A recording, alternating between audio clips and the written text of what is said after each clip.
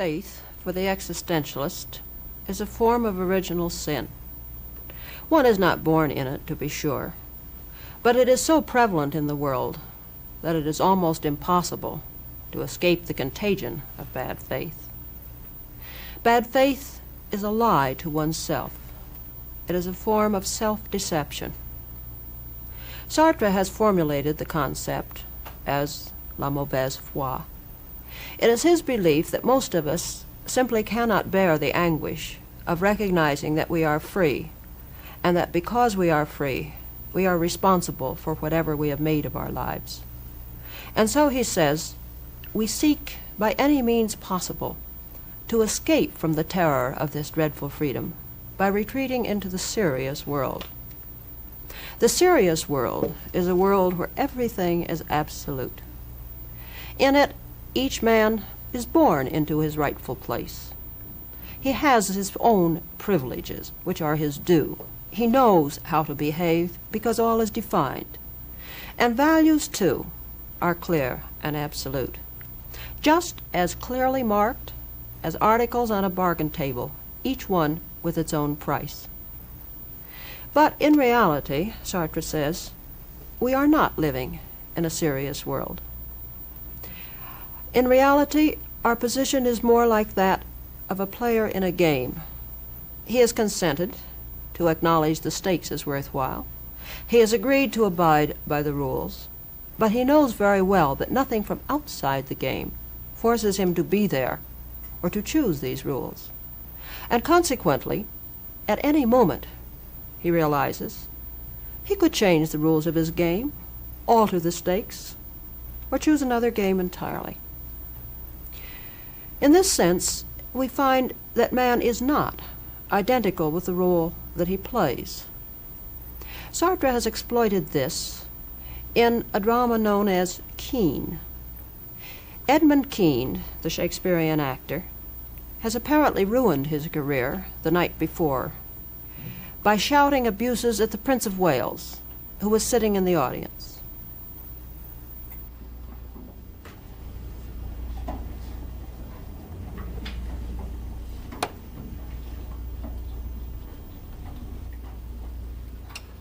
Governor, if I tell them you're in your right mind, they'll put you in prison. Prison? Because I'm in my right mind? What a world. Very well then, I shall go to prison. If you go to prison, you'll never act again. What a fate. Oh, Governor, you mustn't let him. What do you want me to do? Well, if you'd only... just for a day or two. What? Pretend. To... Yes. Solomon. Well, you were magnificent in Lear. Lear. My dear fellow, even if I wanted to, it would be impossible. I can never act again. You can never? Since when? Since last night. I've been thinking. To act, one must take oneself as someone else. I thought I was Kean, who thought he was Hamlet, who thought he was Fortinbras. But Hamlet... Yes, Hamlet does think he's Fortinbras. Shh! It's a secret. What a series of misunderstandings. Fortinbras doesn't think he is anyone. Fortinbras and Mr. Edmund are alike. They know who they are, and they say only what is. You can ask them about the weather, the time of day, the price of bread, but never try to make them act on a stage.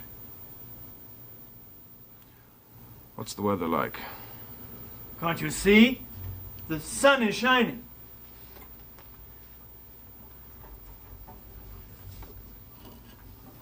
Is that your sun?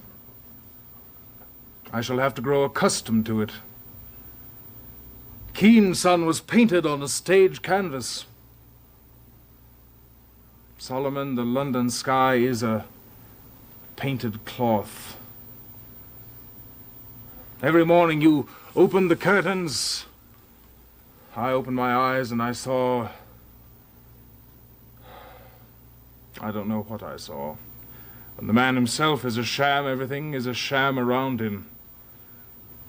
Under a sham sun, the sham Keen cried the tale of his sham sufferings to his sham heart. Today the sun is real. How flat real light is! Truth should be blinding, dazzling. It's true. It's true. I am a ruined man. I shall wait for the police here. That's Richard III's chair. In this very chair. When you go, leave the street door wide open. I want the police to have free access. Like the Gauls invading the Roman Senate? Who told you I was thinking of that? It was in the new play you give me to read. Oh my God. You are right. I am making a gesture. Do you know my whole life is composed of nothing but gestures? There is one for every hour, every season, every period of my entire life. I learn to walk, to breathe, to die. Now, at last, those gestures are dead, like so many dead branches. I killed them all last night at one blow. I will root them out, and if I cannot, I will cut off my arms!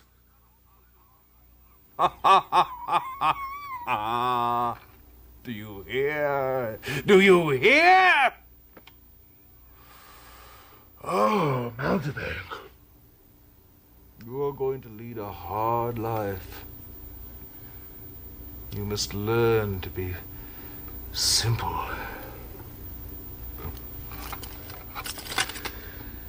Perfectly simple. Out of my life or I will kill you! No. Stay. You do not incommode me.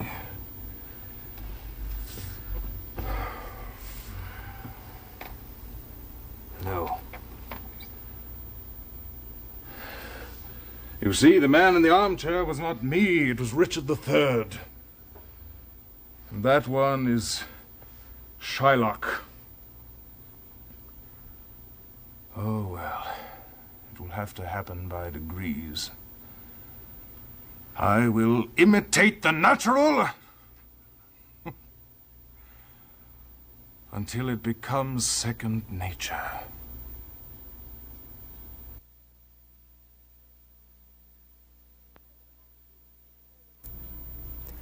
As an actor, Keene can perhaps see the human situation a little more clearly than the rest of us. For as he watches himself playing his roles, it is as though he looked into a series of mirrors, finding image upon image, and then discovering that he cannot decide which is the real Keene. The answer, of course, for the existentialist is that there is no real Keene. For one cannot say of a man that he is anything in the way that the tree is a tree or a table is a table. There is, as it were, a little film of nothingness between a man and his acts. And here, according to Sartre, is where bad faith enters in. It is just, says Sartre, as though man shifted back and forth between two meanings of the verb to be. In the past, one was what one was. In other words, a man was what his acts made him be. But in the present and the future, then the situation is different. Facing the past, the man in bad faith will attempt to say that he isn't really what his acts would seem to have made him. For example, I have, let's say, cheated on my income tax, pocketed a few extra items in the supermarket. And yet, I declare, I am not a thief, for I do not have the nature of a thief. Now, such bad faith is easy to detect. But what about sincerity itself? This may be a trap. It may prove to be a form of bad faith. For suppose a person says, I am an evil person. I am hostile to society. I am an outcast. And since I am a criminal or a thief, there's no point in my trying to be anything else. For this is what I am, and I can't change it. This becomes perhaps a more serious form of bad faith, the seeming sincerity, than the insincerity. One might recall the old story of the man who was made to feel by an old-fashioned minister that he was totally evil and depraved. As the limerick puts it, at Ipswich, when the preacher had quitted, a young man said, "Ah, now I've hit it. Since nothing is right, I'll go out tonight, find the best sin and commit it." But bad faith is not just an attitude toward oneself. It involves also an attitude toward others. In general, we may say that bad faith consists in accepting absolutely the customs and the outlook of the society around one, as though it were absolutely true for eternity. And more than this, it consists in identifying a man with some accident of his situation, his social situation, his religion, his race, or what he happens to have done in the past. Simone de Beauvoir, in her book The Ethics of Ambiguity, discusses bad faith in connection with a society with oppressed and oppressors. It is common, she says, for the oppressors to deny the oppressed education and everything which would help lift them above the level of sub-men. And then the oppressors look around them and say, "But can I possibly be on an equal basis with such animals as these?" In prejudice, one can see most easily of all the structure of bad faith. The prejudiced man pins all others than himself to some accident of birth or religion or situation, and then he feels that he has, in contrast, a position which cannot be assailed. No matter what he does not have to win his place in the sun. He is what he is. He has the impenetrability of a rock. Sartre says that no man is ever simply an anti-Semite or an anti-Negro, for example, but that anti-Semitism or one of the other prejudices is not an opinion. One can't change the prejudiced man by showing him an array of facts so that he will modify his opinion. But prejudice is a global attitude. And the man who is prejudiced in one respect will be prejudiced in every other respect. For what he fears is the truth about man, that he is what he makes himself. And consequently, he wants to keep men always attached to some mere accidental property of their being. We can see an especially amusing example of this in Sartre's play, Nekrasov. In one scene, a thief has been caught in the apartment of a very respectable householder. See below, the man of the house has just called the police. "Do I look like a murderer? What a misunderstanding. I admire you, and you think I want to cut your throat. I admire you. Let me look at the honest man in his full and splendid majesty. Suppose I were to tell you that I tried to kill myself just now in order to escape my pursuers. Don't try to get around me. Splendid. And suppose I were to take a vial from my pocket, swallow the contents, and drop dead at your feet. Well, What would you say? I'd say the rogue had saved the law a job. The quiet certitude of an irreproachable conscience. It is easy to see, sir, that you have never entertained the slightest doubt about what is right. Of course. And that you don't subscribe to those subversive doctrines which hold the criminal to be a product of society? A criminal is a criminal. Splendid. A criminal is a criminal. That's well said. Ah, sir, there's no danger that I touch your heart by telling you the story of my unfortunate childhood. It would do you no good. I had a tough childhood myself. And little you'd care that I'm a victim of the First World War, the Communist Revolution, and the capitalist system. There are others who are victims of all that. Me, for example, and who don't stoop to thieving. You have an answer for everything. Nothing saps your convictions. Ah, sir, with that bronze forehead, those enamel eyes, and that heart of stone, you must be an anti-Semite. I should have known it. Are you a Jew? No, sir, no. And I'll admit to you that I share your anti-Semitism. Don't be offended. Share is going too far. Let's say I pick up the crumbs. Not having the good fortune to be honest, I don't enjoy your assurance. I have doubts, sir. I have doubts. That is the prerogative of troubled souls. I am, if you like, an aspiring anti-Semite. What about the Arabs? You hate them, don't you? That's enough. I have neither the time nor the inclination to listen to your nonsense. I ask you to go back into this room immediately and to wait there quietly until the police arrive. I'll go back in the other room. But just tell me that you hate the Arabs. Yes. Say it better than that, just to please me. And I'll swear to you it's my last question. They ought to stay where they belong. Wonderful. Sir, I take off my hat to you. You are honest to the point of ferocity. After this brief tour of the horizon, our identity of views is plain, which doesn't surprise me. What honest people we scoundrels would be if your police would give us the chance.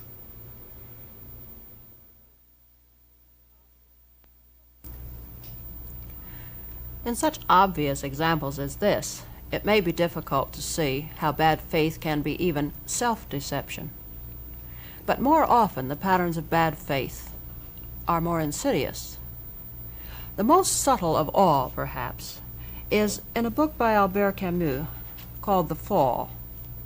The title is applied ironically to the self-recognition of its hero. Clemence was a brilliant defense attorney, and then, at the height of his professional and social success, he felt that everything was undermined, as he had come gradually to see that all of his loudly proclaimed love of humanity, all of his many acts of altruism, were simply manifestations of self-interest, of self-love. And so he gave it all up and went to a bar at the side of the sea, grabbing hold of anyone he could find to listen to him, and launching into a long monologue of denunciation. In part, this was an attack against the whole human race, and Clemence listed, rather gleefully, all of the crimes and atrocities of humankind. And sometimes he became more subtle, pointing out, for example, our inability to love. Have you noticed, he said, that death alone awakens our feelings? How we love the friends who have just left us? How we admire those of our teachers who have ceased to speak, their mouths filled with earth? Then the expression of admiration springs forth naturally. That admiration they were perhaps expecting from us all their lives. But do you know why we are always more just and more generous toward the dead? The reason is simple. With them, there is no obligation.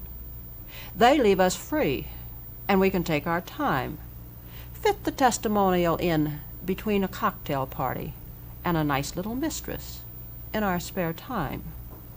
If they forced us to anything, it would be to remembering. And we have a very short memory. No, it is the recently dead we love among our friends. The painful dead. Our emotion. Ourselves, after all. That's the way man is, my friend. He has two faces. He can't live without self-love. But Clemence's denunciation is not just of mankind in general. As he goes on, he goes more and more into the nature of a personal confession, showing how gradually in his life in Paris he had discovered that every single act was really but one more stone in the monument of self-pride. The crisis, he said, occurred one night as he stood on the bridge over the Seine. From a distance he heard muffled cries for help, and out of fear of danger, and even more, dislike of the necessary discomfort involved, he failed to jump in and save the drowning woman. Then the image shattered, and he fled from Paris to his bar and his listening victim.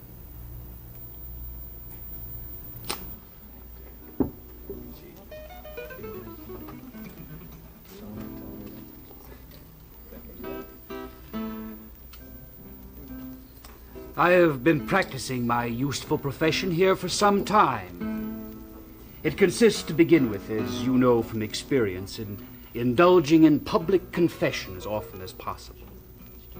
I accuse myself up and down, covered with ashes, tearing my hair, my face scored with clawing, but with piercing eyes I stand before all humanity, recapitulating my shames, without losing sight of the effect I am producing, and saying,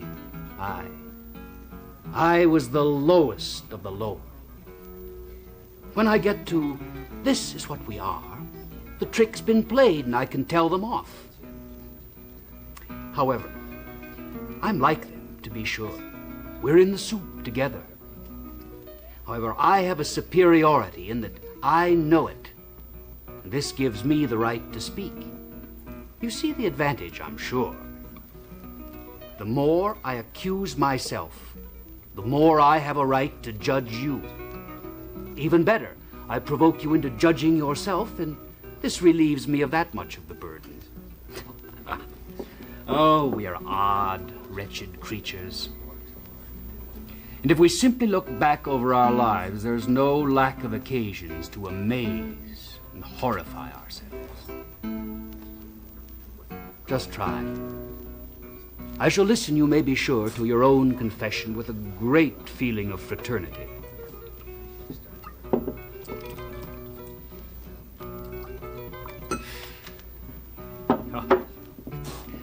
Are we not all alike? Constantly talking and to no one. Forever up against the same questions, although we know the answers in advance.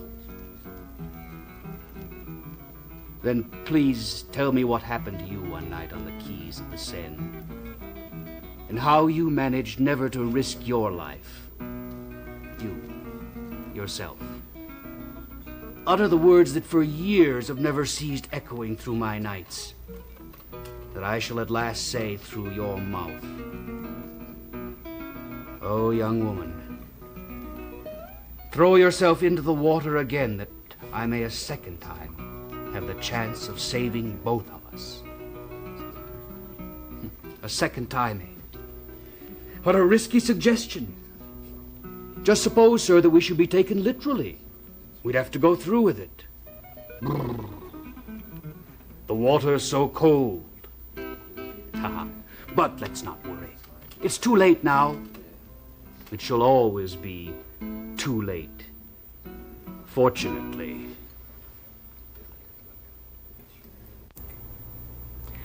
The question is whether Clemence at long last really is in good faith or not, whether his grim self-portrait is as he intended, the proper mirror of all mankind.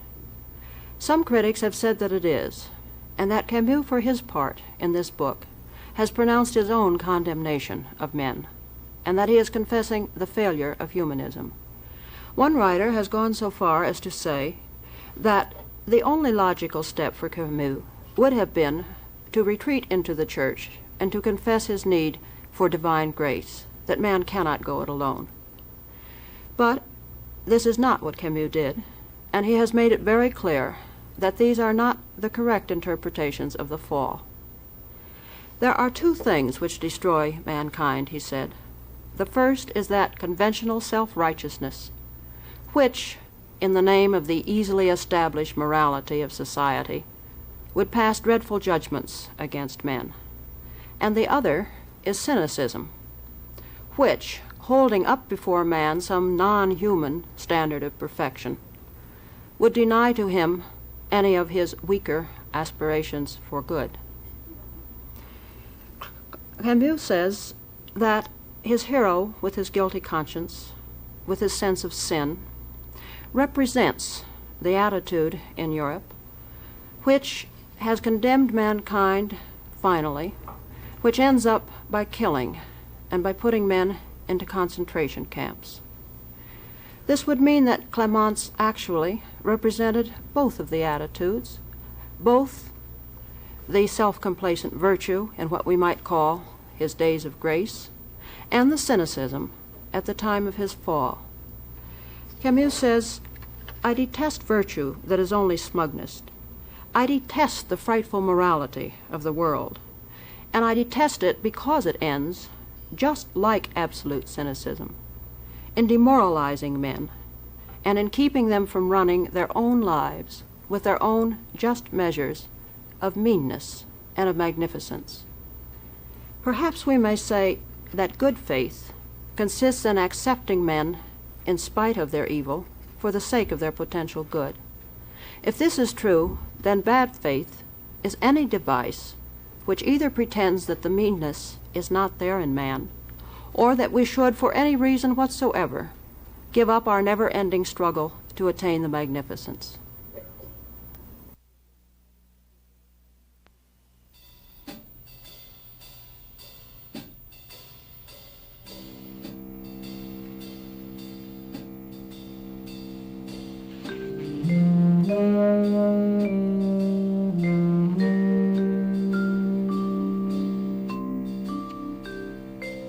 The scene from Nekrasov by Jean-Paul Sartre was translated by Sylvia and George Lafon. The scene from Sartre's Keene was translated by Kitty Black.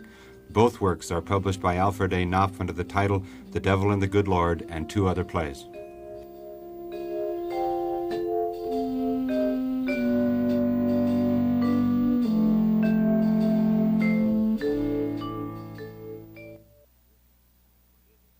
This is National Educational Television.